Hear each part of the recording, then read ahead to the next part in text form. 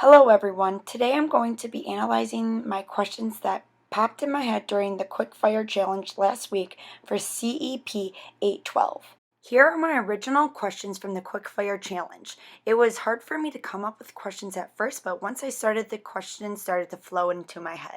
This week we explored what, if, how, and why questions from the book A More Beautiful Question by Warner Berger.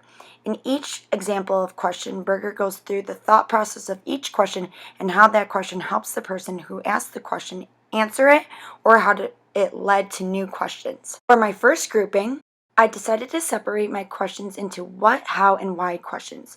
I didn't have any what if questions, but I did have some what questions. In this grouping, I realized that I do have a lot of questions on how to do a certain skill or how to handle a situation. I think a lot of how questions because I am a novice teacher and I'm learning how to teach every day.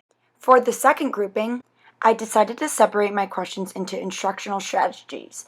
So the pink set of questions have to relate to instructional strategies inside the classroom, the blue questions relate to instructional strategies online, and the yellow questions are general instructional questions.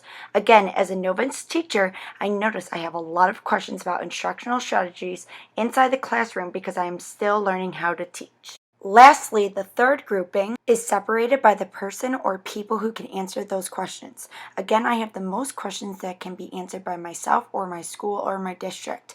I compared this grouping with grouping 2 and notice all the questions that can be answered personally or by my school and district are instructional questions inside and outside the classroom.